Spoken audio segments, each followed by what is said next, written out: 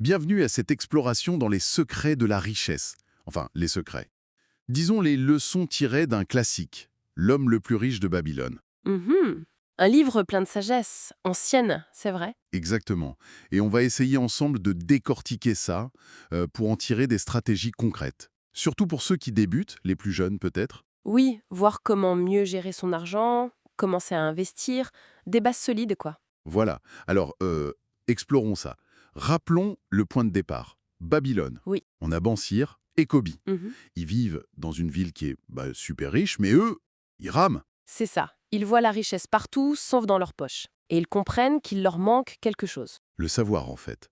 Le savoir que possède Arcade, le fameux homme le plus riche. Exactement.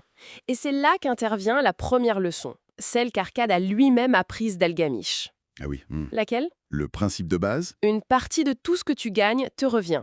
En gros, il faut mettre de côté au moins 10%. 10%. Oui, un dixième. Mais le truc important, c'est quand le faire. Arcade dit « paie-toi d'abord Paie-toi d'abord. J'aime bien cette idée. C'est pas juste épargner ce qui reste à la fin du mois. ». Non, pas du tout. C'est la première chose à faire.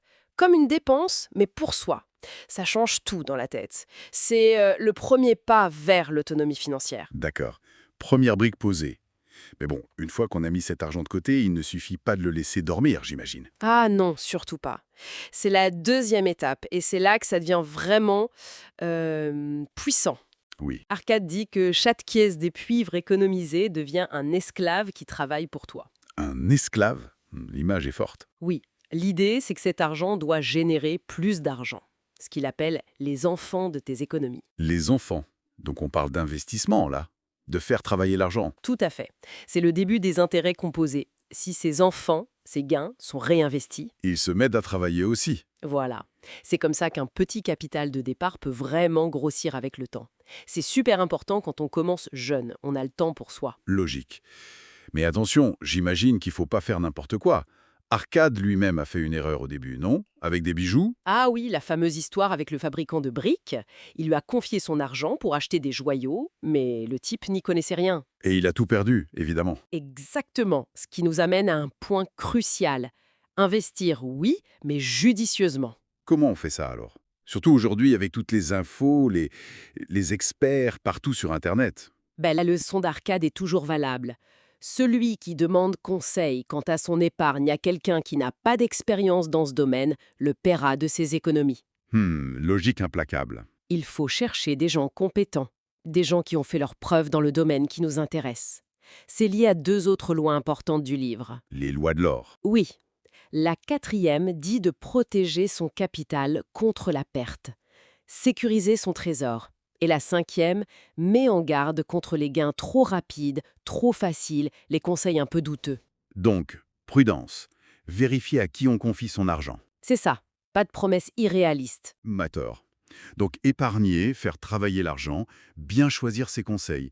Mais il y a autre chose qui m'a marqué dans le résumé, c'est l'importance de bouger, d'agir. Ah oui, l'action, Hmm. c'est fondamental. Le livre parle de la chance. Oui, Arcade dit qu'elle ne perd pas de temps avec ceux qui ne sont pas préparés. C'est tout à fait ça. La chance, elle sourit à ceux qui sont prêts à saisir les opportunités, qui agissent. La procrastination, c'est l'ennemi numéro un. Comme dans l'histoire de Dabazir. Exactement. Le marchand de chameaux endetté, devenu esclave. Il s'en sort comment? En appliquant un plan strict, c'est ça? Oui, un plan très clair, 10e de ses gains pour lui, pour épargner, 2/10 pour rembourser ses dettes. Et il vit avec les 7/10 restants. Faut être déterminé pour tenir ça. Aujourd'hui, même avec pas grand-chose, qu'est-ce qu'on retient de Babylone? Ben, les principes de base sont toujours là, hein. Premièrement, Se payer en premier, c'est ça, le fameux dixième, systématiquement. c'est ça. Deuxièmement, faire travailler cet argent, l'investir, Troisièmement, choisir où on le met avec soin. Demander conseil aux bonnes personnes. aux experts, oui. Quatrièmement, protéger son capital. Pas de folie. Et enfin, cinquièmement, Se lancer. Agir et persévérer. tout à fait, c'est un plan d'action simple, finalement, mais puissant. Et ça soulève une question intéressante pour finir, non? Je t'écoute. Tous ces principes, ils ont des milliers d'années, mais ils semblent incroyablement actuels. Si on voulait appliquer ça, là, maintenant, quelle serait la toute première pièce de cuivre, le tout premier euro? Peut-être même juste 1 euro symbolique. Mhm. qu'on pourrait décider de mettre de côté aujourd'hui, juste pour planter la graine, quoi, pour commencer son propre arbre de richesse. Qu'est-ce que ça pourrait être?